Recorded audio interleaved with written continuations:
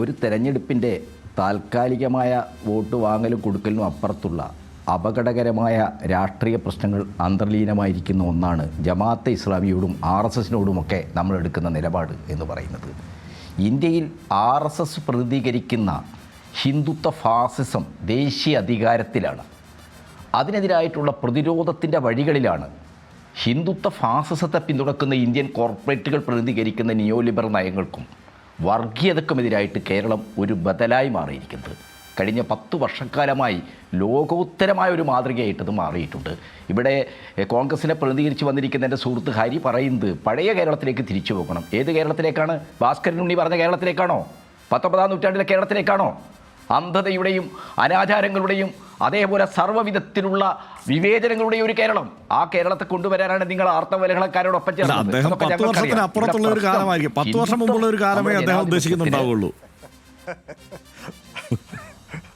10 വർഷത്തിന് മുമ്പുള്ള കാലം എന്ന് പറഞ്ഞാൽ 18 മാസക്കാലം സാമൂഹ്യക്ഷേമ പെൻഷൻ പോലും കുടിശ്ശികയായ കാലമാണ്. ഇവിടുത്തെ സർവ്വ രംഗങ്ങളും വ്യവസായത്തിൻ്റെ മരുപ്പറമ്പായി കേരളം മാറിയ ഒരു ഘട്ടമാണ്. ഒരു വികസന പ്രവർത്തനവും നടത്താത്ത ഒരു ഘട്ടമാണ്. അത്തരം ഒരു കാലത്തേക്ക് തിരിച്ചു പോകാനാണോ അദ്ദേഹം ഉദ്ദേശിക്കുന്നത്? അതവിടെ നിൽക്കട്ടെ, ഞാൻ പറഞ്ഞു വരട്ടെ. ഇവിടെ പ്രധാനപ്പെട്ട വിഷയം എന്ന് പറയുന്നത് RSS ഈ രാജ്യത്തിൻ്റെ ദേശീയ അധികാരത്തിലേക്ക് വരികയും നമ്മുടെ ജനാധിപത്യ മതനിരപേക്ഷ ജനാധിപത്യ സംവിധാനങ്ങളെ ആകെ തകർക്കുകയും ഭരണഘടനയെ തന്നെ ഇല്ലാതാക്കാനുള്ള നീക്കം നടത്തുകയാണ്.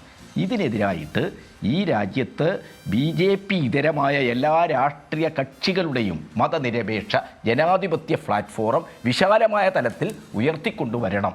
അതിന് തടസ്സം നിൽക്കുന്ന നിലപാടാണ് ജമാഅത്തെ ഇസ്ലാമിയെപ്പോലുള്ള ഒരു മതരാഷ്ട്രവാദ സംഘടന നമ്മുടെ രാജ്യത്ത് സ്വീകരിച്ചിരിക്കുന്നത്.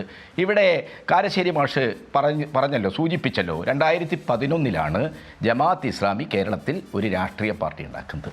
ആ രാഷ്ട്രീയ പാർട്ടിയുടെ രൂപീകരണം നടന്നത് അർഷനെ പോലുള്ള ഒരു മാധ്യമ പ്രവർത്തനം അറിയാമല്ലോ, ഡൽഹിയിലെ മാവലങ്കർ ഹാളിലാണ്. ആ മാവലങ്കർ ഹാളിലേക്ക് ഇന്ത്യയിലെ ഏതെങ്കിലും ഒരു മതനിരപേക്ഷ രാഷ്ട്രീയ പാർട്ടിയുടെ പ്രതിനിധിയെ ജമാഅത്ത് ഇസ്ലാമി നേതാക്കന്മാർ ക്ഷണിച്ചു കൊണ്ടുപോയോ? അവിടെ ആകെ പ്രാതിനിധ്യമുണ്ടായിരുന്ന ഒരു രാഷ്ട്രീയ പാർട്ടി പ്രതിനിധി എന്ന് പറയുന്നത് BJP നേതാവായിട്ടുള്ള ഡോക്ടർ KK ജെയിൻ മാത്രമാണ്. ആരാണ് KK ജെയിൻ? ആരും മറന്നുപോകരുത്. ഹരിയെപ്പോലുള്ള ആളുകൾ ഈ പറയുന്നത് ശ്രദ്ധാപൂർവം കേൾക്കണം. ആരാണ് KK ജെയിൻ? 1990 ഇസ്രയേലുമായിട്ട് നരസിംഹറാവു ബന്ധം സ്ഥാപിക്കാൻ തീരുമാനിക്കുകയും ഷിമോൺ പെരേസ് ഇന്ത്യയിലേക്ക് വരികയും ചെയ്തപ്പോൾ ഡൽഹി പാലം വിമാനത്താവളത്തിൽ അന്നത്തെ ഔദ്യോഗിക മന്ത്രിമാർക്കൊപ്പം പ്രതിപക്ഷത്തിൻ്റെ ഭാഗത്തുനിന്ന് സുഷമാ സ്വരാജിനോടൊപ്പം പാലം വിമാനത്താവളത്തിൽ പോയിട്ട് ഷിമോൺ പെരേസ് എന്ന് പറയുന്ന ഈ കഴിഞ്ഞ നൂറ്റാണ്ട് കണ്ട ഏറ്റവും വലിയ ധരാധമനെ ആരതിയൊഴിഞ്ഞ് സ്വീകരിച്ച ആളാണ് മിസ്റ്റർ KK ജെയിൻ.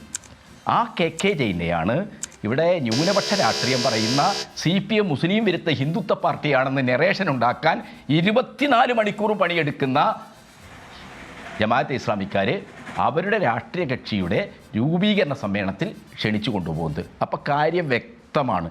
ഹിന്ദുത്വത്തിൻ്റെ മറുപുറം കളിച്ച് ഹിന്ദുത്വ ശക്തികൾക്ക് ഈ രാജ്യത്ത് ഭൂരിപക്ഷ മതത്തിൻ്റെതായ ഒരു രാഷ്ട്രഘടന, നമ്മുടെ മതനിരപേക്ഷതയും ജനാധിപത്യത്തെയൊക്കെ ഉൾക്കൊള്ളുന്ന ഭരണഘടനയെ തന്നെ ഇല്ലാതാക്കി അതിന് സൗകര്യമൊരുക്കുക, മണ്ണൊരുക്കി കൊടുക്കുന്ന നിലപാടാണ് ജമാഅത്തെ ഇസ്ലാമിക്കുള്ളത്.